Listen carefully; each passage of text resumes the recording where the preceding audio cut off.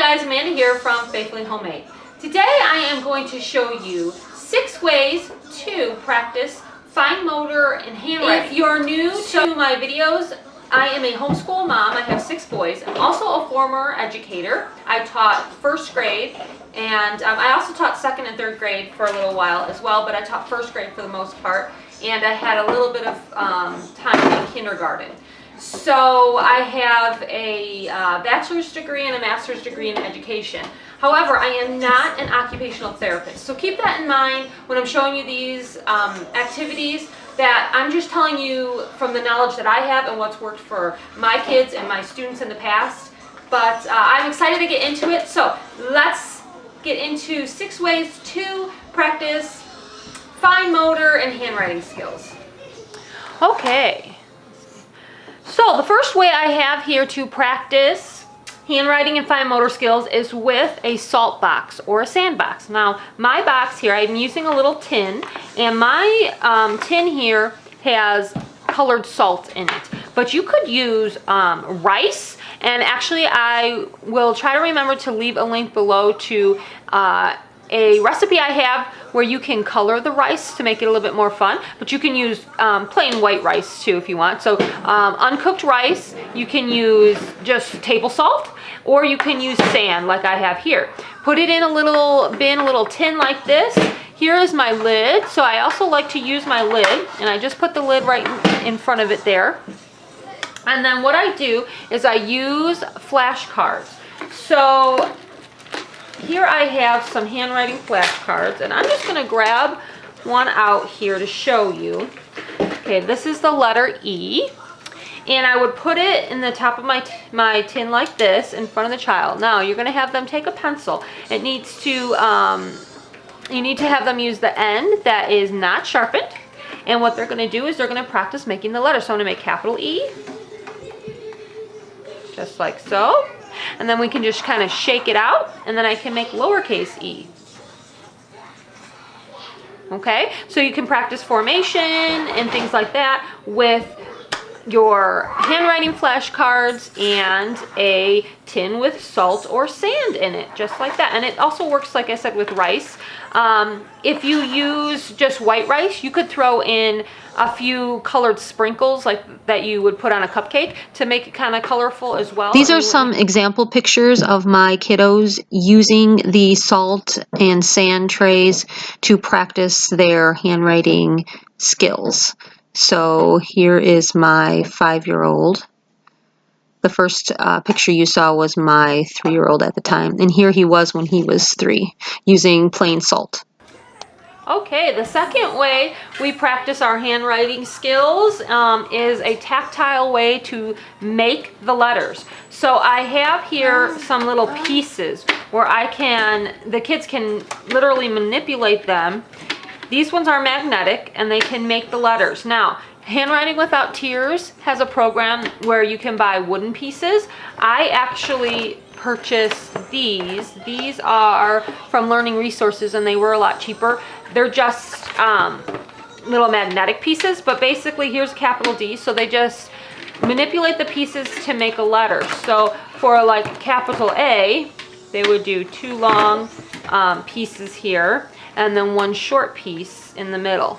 Okay, so we enjoy using these. It uses our fingers, and it also helps them with the formation of their letters. So yeah, we really like these, and they were a little bit cheaper than the ones that Handwriting Without Tears has. And along those same lines, I did get some cards. Let me show you these cards. Oh, by the way, I was using the magnetics on this. This is just a cookie sheet, and since it's magnetic, I was just using on there. But I got these cards from orientaltraining.com, and they are tactile. The kids can feel them. They're raised, and they have just like a soft texture to them. And they also have the directions of how to make the letter. Can you see that? And so what the kids do is they just use their finger, and they feel how to make the letter with their finger. So we've been enjoying these. They were fairly priced and not too expensive, so we like those ones as well. So my second way is to make the letter or feel the letter. The third third way to practice handwriting and fine motor skills is to trace the letters. So here I have some traceable alphabet cards, and then I have some traceable number cards. And the traceable number cards actually have numbers that they can count as well. So 1, 2, 3, 4, 5, and there's the number 5. So if you would like these cards, I'll leave links below where you can get them.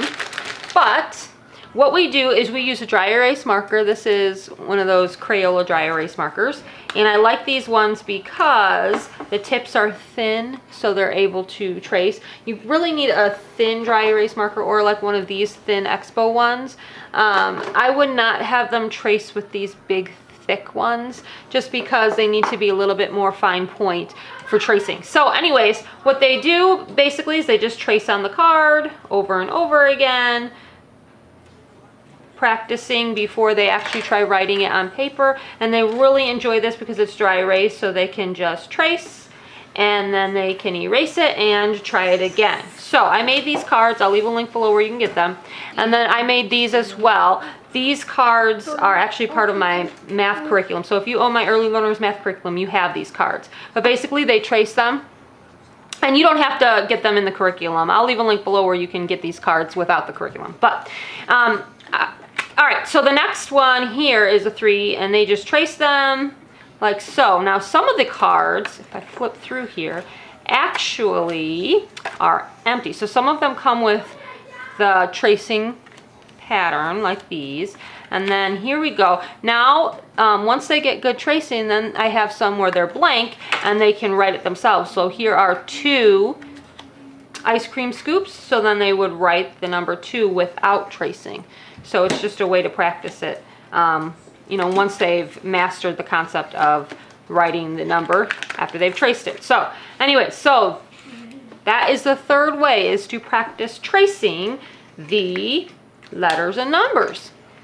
The fourth way that we practice fine motor skills and handwriting is to use manipulatives with these fine motor tools. So I got these fine motor tools from Lakeshore Learning.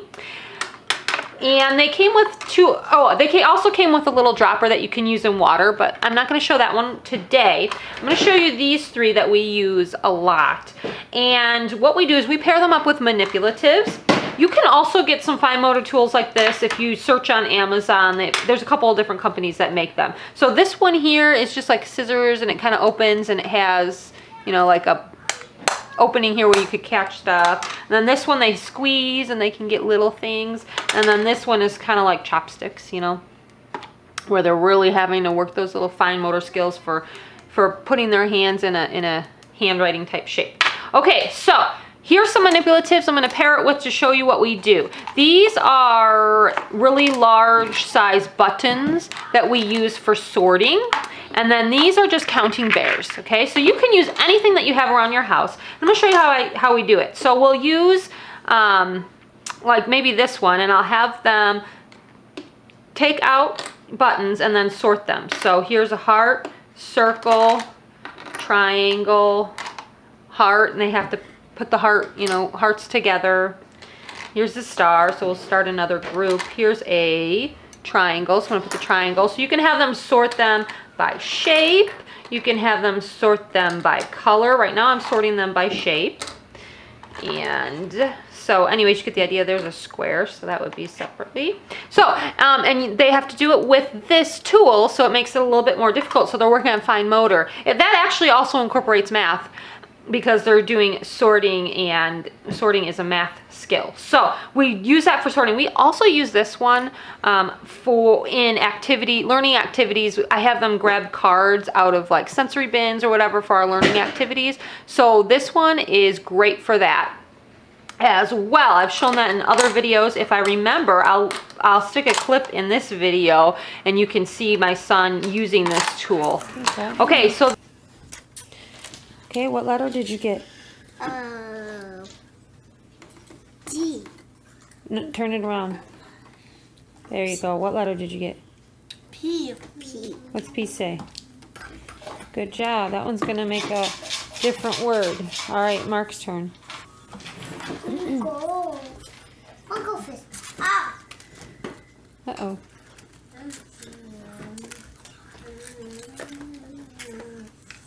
Can you get it? If I want to get it, then I have to get some of the place. All right. Mark, What letter did you get? A. What's A say? This goes with James. Yep, now we made a word. So James, can we read the word? Yeah.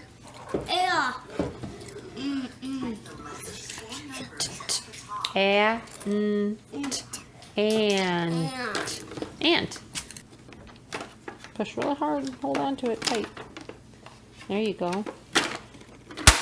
Don't, Mom. Nap. Where does it go? Nap and map. Very good. All right, keep going. Jam. Jam. What does it rhyme with? It starts with. Not starts with, rhymes with.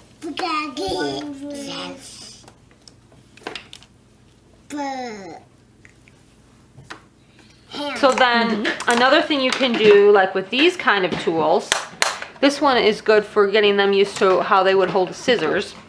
You basically have them, you know, dig in whatever they have. They have to grab a couple of the manipulatives and lay them out, and then I would have them sort them. So I'm going to sort these ones by color. And so there you go. So then they would have to go ahead and grab some more with their little tool here, lay them out, and then sort them by color. You can have them actually use the tool to sort them by color, so then they're still using those fine motor skills. Okay. And you can use this little one as well, since theirs are small. I can go ahead and have them use this one, but this one, it only picks up a few at a time. But if they're sorting by color, they could just pick up one at a time. So let's say I want to find out the yellow ones. So have the child use this one to take out one yellow one at a time, okay? So using these fine motor tools is another great way to practice, obviously, fine motor. But this is a precursor then to writing. They need to be able to manipulate their fingers in order to hold pencils and things correctly for writing. The fifth way we practice handwriting and fine motor skills is with Play-Doh. So these are number Play-Doh mats, and then I also have some alphabet Play-Doh mats that we use. And what I have the children do for the number Play-Doh mats is I have them roll out their Play-Doh. So here they're using their fine motor skills. We roll it out into like a little snake, and then they kind of form it into the number. So this is practicing fine motor, but it's also practicing how to make the number. Okay, and we do the same exact thing then with the alphabet ones. So here's the C. So you would see that we would form the C's with our Play-Doh, okay? Now, another extension you can do on the number ones is then you can have them count out. If you're working with a real young child, you can have them make Play-Doh balls, and it says put 6 apples on the tree, so they can pretend these are apples, and they can use their fine motor to roll them into a ball, and then they can count out 6 apples on their tree, or whatever the number is that they're working on. So if they were working on 5, then they're going to pretend these are coins and put 5, coins in the piggy bank. So they're practicing their fine motor by rolling and stretching out the Play-Doh into the number, okay? And then, of course, we do the same exact thing with our alphabet ones as well. I'll leave a link below where you can get these if you're interested. But either way, having kids use Play-Doh is a really great way to practice fine motor skills, especially if you have them make specific things with the Play-Doh. Okay, the sixth and final way that we practice handwriting and fine motor skills is with an app on my phone. I think you can probably get this on a tablet as well. This app was called Kids Doodle, and it was completely free. I just found it by searching in the App Store. And so what I have them do is I have them click on New, and it will bring up a new screen, and then I will pair it up with a flashcard. So these are my handwriting flashcards, traceable flashcards that I showed you earlier. And so if we were going to practice the letter A, they literally just take their finger and they make the letter right there on the screen. They can change the different colors. It's bright, it's fun, they can erase it. We also practice spelling words this way. So if they were going to spell cat, they can make the word like that on the screen. I really like this one because they can look at the flashcard and then they can go ahead and make it. There's also an eraser tool on here, so they can use their fingers to manipulate and erase different parts of it. So you could actually have them practice making the number and then practice the same strokes to erase the number. So that's kind of fun as well. I'm going to go back to this one. And so pairing it up with your handwriting flashcards is a great way to do it, and that's a fun way. Now I want to show you one more thing before I go. I know this is just 6 ways, but this is something important that I wanted to show you. I showed this in another video. Let's talk a little bit about using pencils and using crayons and things like that. So what I always heard from either occupational therapists or people or places online or whatever is that small hands, small tools, big hands, big tools. So for a very small child, you want to get a really short pencil. This one is actually probably okay. This one's okay for my 5-year-old, but for my 4-year-old, I'd want one a little bit smaller, shorter than this. So what's really great to start the really young kids out on are those golf pencils, because they're really short. So if you can get your hands on those would be great. But I wanted to show you this because I showed this in another video. One way that has helped my kids hold their pencil correctly is using a clip like this. You just clip it on the pencil, and then what you do is the kids have to hold it, and when they hold it, they hold it with these fingers. It forces these 2 fingers in the proper spot. Do you see that? So you move it up if they have a big hand. Like I have a really big hand, so I would need mine moved way up, okay? Just like that. But if they have a really short hand, you would move it closer to the end. And then literally they hold on to it, and it is amazing how it makes them hold their pencil properly. Okay? So it makes these 2 fingers, their thumb and their forefinger, or their pointer finger, to have to sit here, and their other fingers have to hold on to the clip. So anyways, that way has really worked for us. You can also use it on crayons. So my 3-year-old, when he's coloring with his crayon, I even sometimes will have him, well actually he's 4 now, I think I said 3. He's 4, he just turned 4, so I keep saying he's still 3. But anyways, it really helps with, even with crayons, he's holding it the right way when he's coloring as well. So it's really getting him a lot of practice on holding his pencil and his crayon the proper way. Okay, so that is it. There are so many other ways. If you have ideas or ways that you practice handwriting and fine motor, leave them in the comments below. And I've had people ask me about curriculum, what curriculum we use for handwriting. We use Handwriting Without Tears, and we also use the, for my older boys, I use the Keyboarding Without Tears program as well, because they need to learn how to use the keyboard. So we love that program, and the kids get a lot out of it. So I'm not sponsored or anything. I just really like that program, and it really helps my kiddos. So we do use that program as well, but we use all of these tips I showed you too. So thank you so much for watching. Look below for links to anything that you were interested in seeing, and I'll see you next time, guys. Bye.